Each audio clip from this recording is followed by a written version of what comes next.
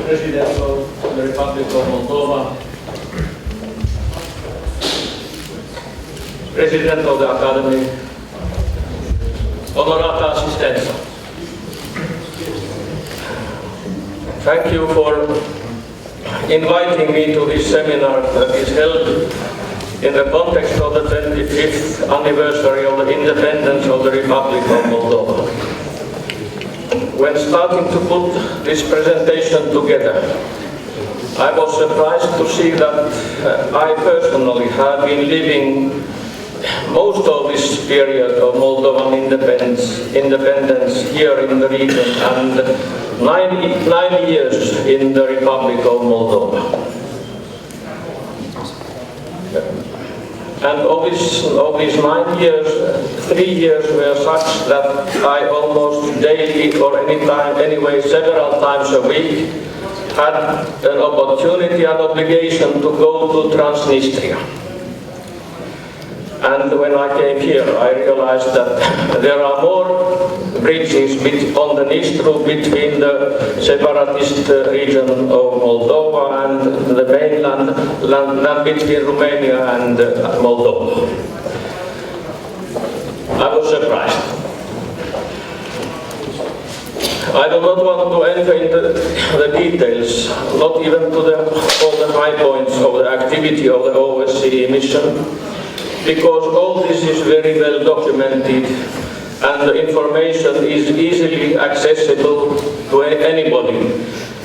You all probably have seen the fact sheet. I would like to go to the mission and take a piece, one fact sheet of the mission, 4 pages, very concise pages, which are telling the most important things that the mission here has done. I came to work in the mission 1999, in the last millennium. And then the head of the mission was John Evans. Some of you certainly remember him. John Evans, when he was welcoming us, some newcomers, he was telling that Moldovans very often ask him, what has the mission accomplished here? What have you done? Often very critically. And he said that it's a difficult question to answer. But his answer, his standard answer has been "Не стреляют" in Russian, 2 words. They are not shooting at each other. The sides of the conflict are living in peace. And tensions are now and then, sometimes more, sometimes less, but they are not shooting at each other. Не стреляют. And certainly this is the greatest thing what the mission even today can say, that to be thankful about, and to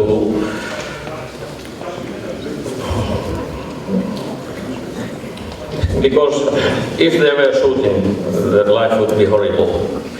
And the life in Moldova is not horrible, I think.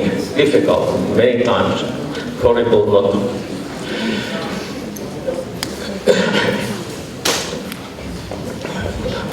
I came here from an academic environment, but because I was teaching theology, training the future priests and future teachers of religion, Orthodox priests and Orthodox religion in the schools and in the Orthodox Church of Finland.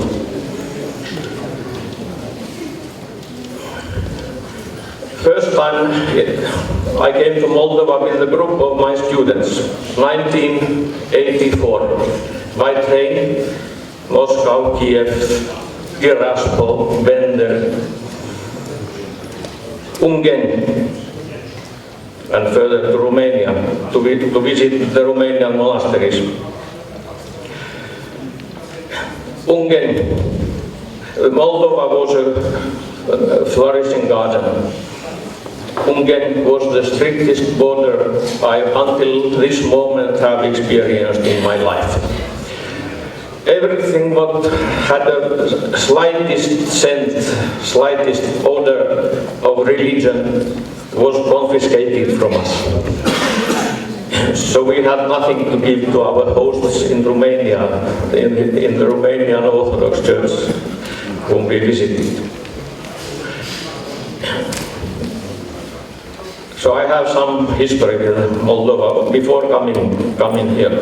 But after the OSCE Istanbul summit in November 1999, when mission started to implement the expanded mandate to ensure the transparency of the process of withdrawal,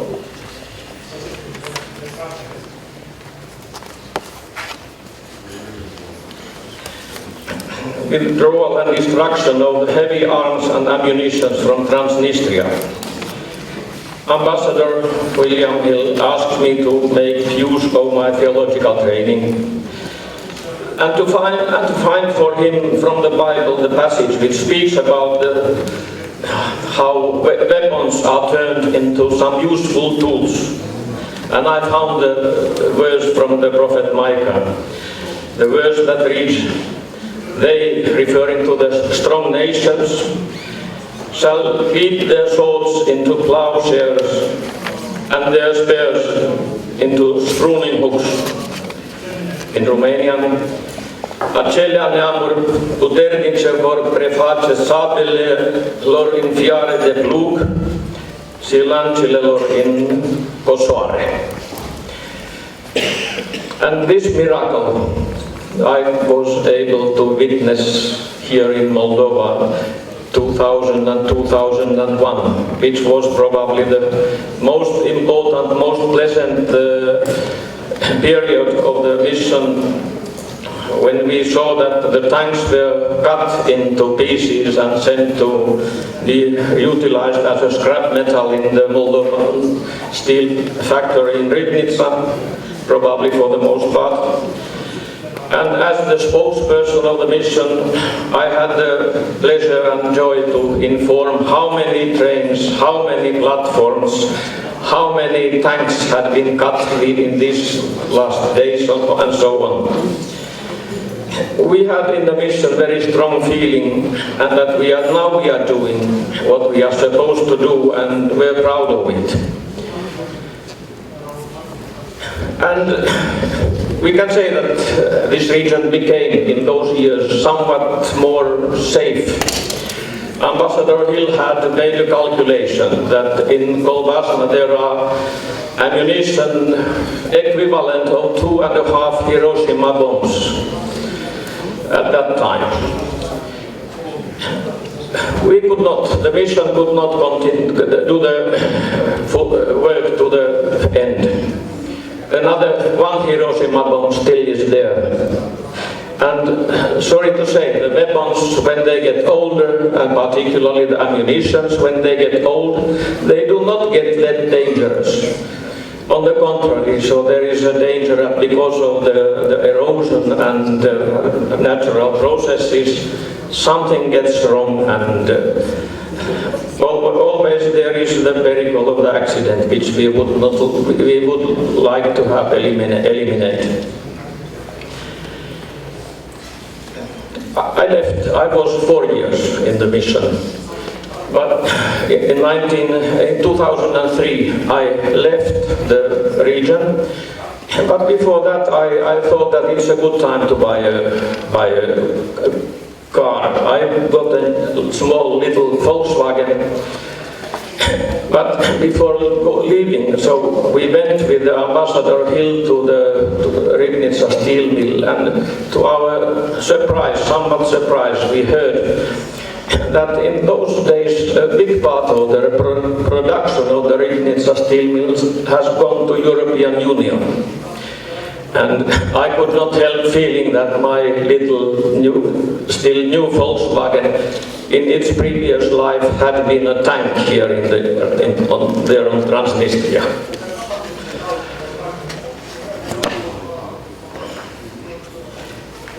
it still works.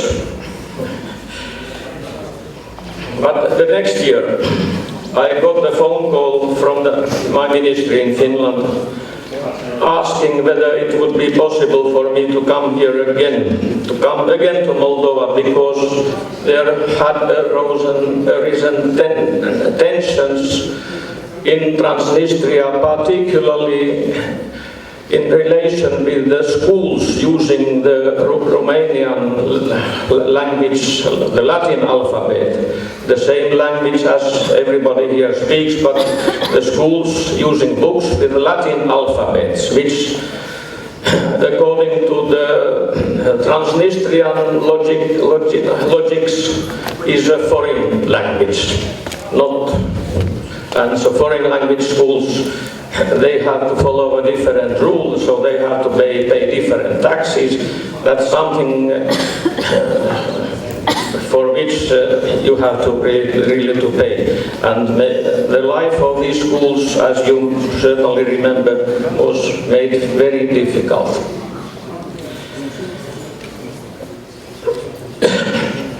So the members of the mission had no time to do their home literary works in the office. They had to be all the time on the field. And I made myself free from my Finnish obligations and thought 3 months I can come, I can stay, no problem, with pleasure. Summertime. University was not working in full capacity. But these 3 months, they turned to 3 years, during which time I really spent a lot of time in these schools, with the schools, but also had the chance to travel everywhere in Transnistria, and I can say that I have visited every single village on the west bank of Nistru in Moldova.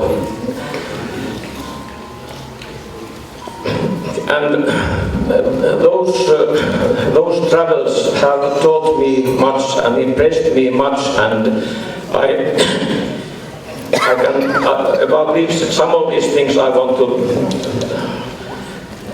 say to you in conclusion a few words. So the Transnistrians, anyway, however difficult their life is, have kept good care of the museums they have. They have respect for their history, and so good reason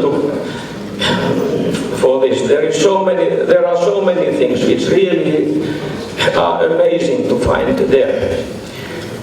Maybe the first surprise to me was the little village of Vatins. Vatins, the other name. And when going there, I found there a music school, a small museum dedicated to the famous musician who was born in the region, in that village, and actually very close to that place where the museum is, Anton Rubinstein. You certainly have heard the name. The founder of the St. Petersburg Conservatorium, the music school, and composer. The name whom I heard already in my childhood many times when listening from radio, the music programs, and so people cherish his memory. Not far away from Vatins is the village of Mokra. And one member of your academy, I just checked from the internet, another musician, famous musician, Eugen Doga, academician, a member of his academy, was born there. Also, continuously world-famous musicians. His pieces are being heard on the all philharmonias in the world, and people in the region were very proud about him, and I understand the whole Moldova is very proud about him. And his memory is still with us, I understand. But people like this need to be cherished, and Moldova has many very talented musicians, very talented people who have impressed the whole world through their musical and otherwise artistic talent. So, but these findings I made there in these small villages, which have almost disappeared from the map. But the language, I still come to this language question, which was felt everywhere there. Also in the little village of Rogi, which is north of Dubosar. Molovatanova is a village close by. But when you go further north, you found the village Rogi, where there is a little school using Latin alphabet in the schooling, right on the border with the Moldovan controlled territory.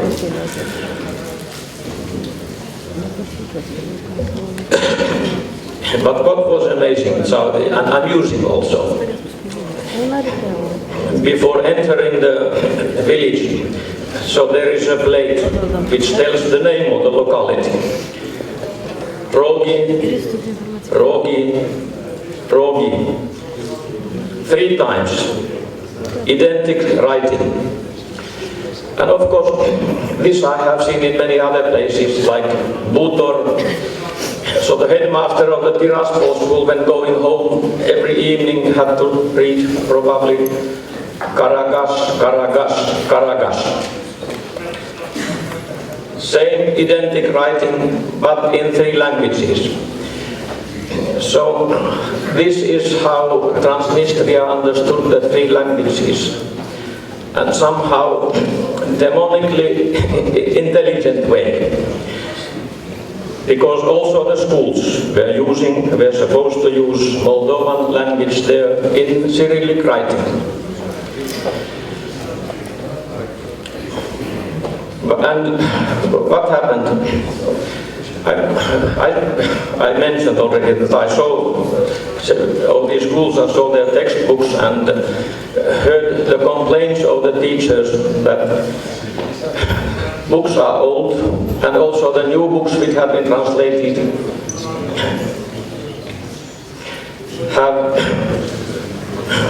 are difficult to follow. Difficult to follow because the language is not very Moldovan.